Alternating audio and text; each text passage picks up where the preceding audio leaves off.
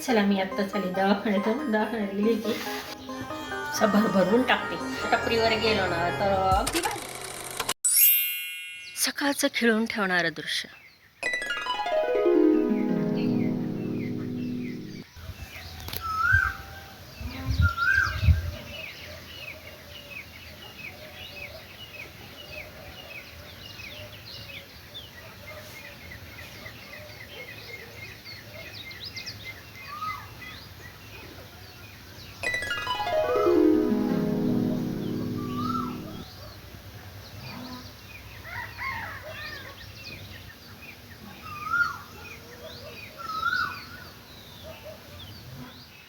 कोण आलं? काय हो पाहुणे, हे सकाळ सकाळी आले. आणि हे तिकडचं म्हणजे खाली जे राहतात त्यांचं कुत्र आहे. इथं रोज काही खायच्या आशेने येतो. काल त्याला बिस्किट वगैरे दिलते, त्याच्यामुळं मग त्याला ते लागली चटक. जसं मी आमच्या पिल्लाला दिले होते तसं. आमचं पिल्लूही खातं. हे ना पिल्लू, मी खाते, पिल्लू बी खातं. चला आता मी पाववडे बनवणार आहे आणि सर्व तयारी करून घेतलेली आहे. तसं मला बाहेर जायचं आहे म्हणून अजून खिडक्या वगैरे उघड्या नाही आहे. फक्त बटाट्याची भाजी करायची आणि बाहेर जायचं आहे. नंतर आल्यानंतर करणार आहे. इकडं बटाटे स्मॅश काकांची देवपूजा चालू आहे. अजून 10 मिनटं आहे म्हणून मग म्हटलं हे बटाट्याची भाजी तरी करा. तर इकडं बटाटे मी सर्व असं स्मॅश करून घेतलेले आहे, उकडलेले आहे. याच्यात हळद, धना पावडर, लाल तिखट टाकलेला आहे आणि आता काळा मसाला टाकते. थोडासा काळा मसाला हा चालला आहे, टाकते मी.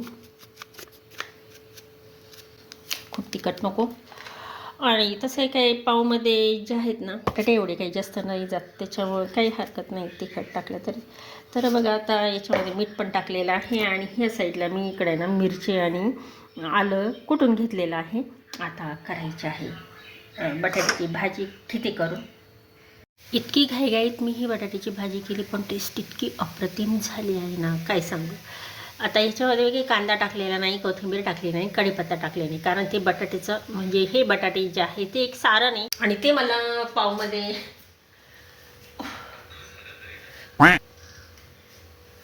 टाकायचं आहे. त्याच्यामुळे मग हे काही कोथिंबीर वगैरे मी काही टाकलेले नाही आहे. आता तिकडून आल्यानंतर मग मी करते. अगदी 5 मिनटात झाली. काकांची आता देवपूजा झाली पण असे ना अर्धा तास काही लागलेला नाही, पण हे दरवाजे वगैरे लावून मग निघायचं बाहेर, मग टाईमच लागेल.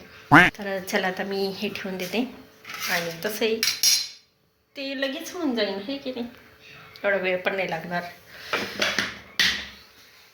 खास होत आहे पाव वडा आणि याच्याबरोबर चटणी वगैरे नाही, असंच खाणार आहे. कारण ही माझी बनवण्याची पहिलीच वेळ आहे. कारण पाव जरी तर सहज उपलब्ध असते तर बनवले असते, पण असं बटाटवडे भरपूर वेळा केलेले आहे. आता याच्यातले मी तर म्हणते सारण उरणार आहे, याच्यातले बटाटवडेसुद्धा होऊन जातील आणि पाववडेसुद्धा होऊन जातील.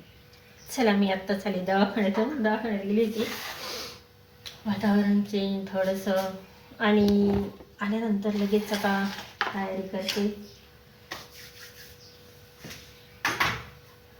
हातपाय धुतले, आल्यानंतर हातपाय धुतले आणि आली मी किचनमध्ये.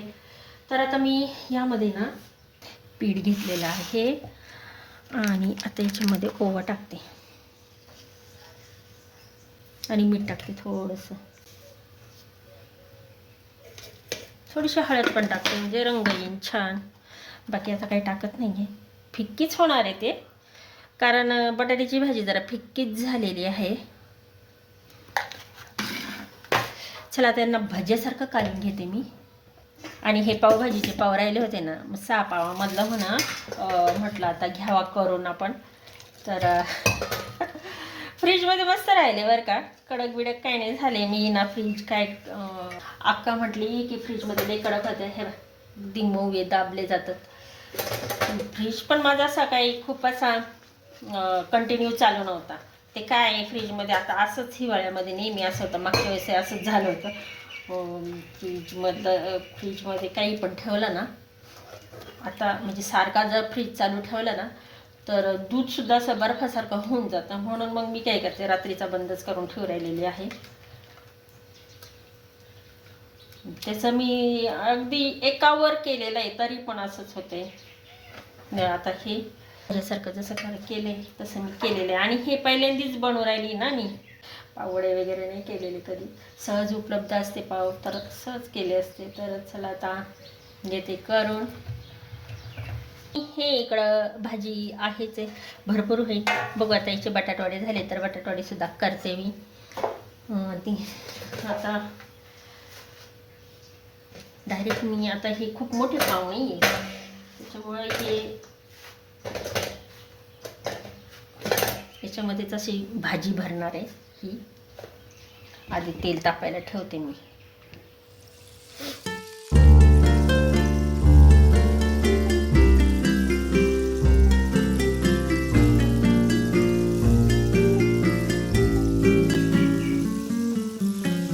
भरभरून टाकते. कुठं खायला घेतला टपरीवर गेलो ना तर अगदी भाजी कमी असते.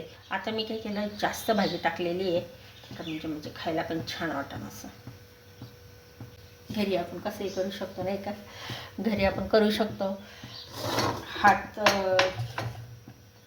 म्हणतात आता हे ना, याला ना याच्यावर आता पसरवते मी. याचा सोडा टाकायचा विसरली ना. पहिल्यांदाच पदार्थ बनवायला घेतला ना तर तो एक प्रकारचं मला आहे ना टास्क वाटत होता. म्हणजे टेन्शन येत होतं ते कसं तरी पूर्ण करायचं. मग कसं येऊ असं. पावमध्ये भरभरून एवढी बटाट्याची भाजी टाकली तर खरी, पण मग नंतर वाटायला लागलं ज्या वेळेस मी खाल्ले ना की खूपच बटाटे झाले. तर एवढी टाकायला लागत नव्हती, इतकी टाकली ना काय सांगावं. ते पावपेक्षा बटाटे जास्त लागत होते. कमी पडते.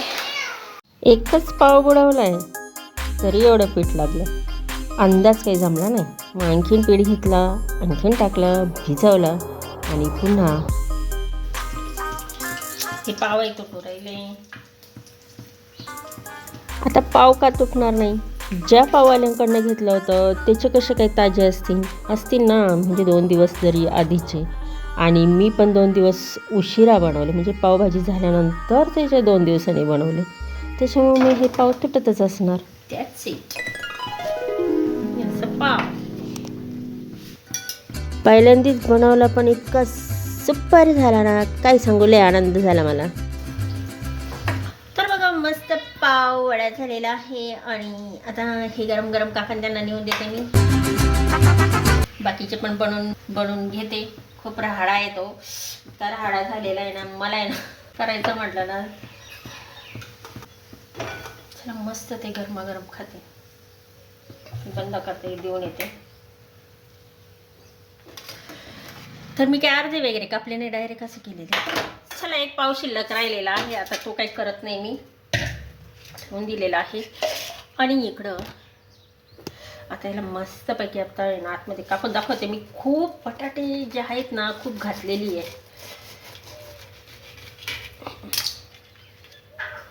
हे बघा फुल असे बटाटे भरून. तर चव पण इतकी सुपर झालेली आहे. आणि अख्खा असा पाववडा आहे. तर चला. आहा, आपल्या पाववड्याच्या चवीचा कोणी नाद करायचा नाही. चव तर इतकी अप्रतिम. कसा वाटला आजचा माझा मेनू. मनभावन असं सकाळचं दृश्य बघा. किती सुंदर असे रंग हे निसर्गाने असे ओतलेले आहेत. आणि एक एक करून तुम्हाला दाखवते मी. चला वरती अगदी निळं म्हणजे काळं काळं थोडंसं. आणि ह्या बाजूला वाह, जसं एखादं जुने चित्र काढलं आहे की नाही, वाटतं की नाही. एकदम सुंदर पाहत बसावं वाटतं. सकाळ सकाळी मी ना चहा पिऊन झाला का दारात बसून पाहत असते. खूप मस्त असं शांत प्रसन्न आणि छान वाटतं. बॅटऱ्या कोणी लावल्या म्हटलं. बॅटऱ्या चालू आहे तुझ्या डोळ्याच्या.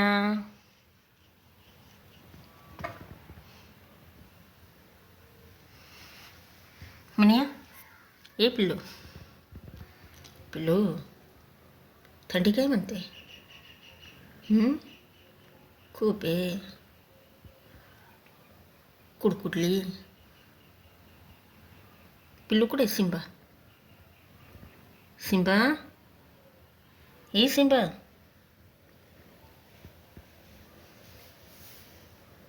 सिंबा दारा मागे गे. सिंबा,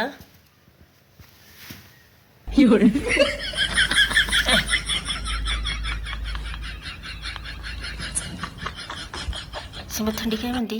सिंबा तर माझ्या जवळच राहतो. सिंबाला काही थंडी जाणवती?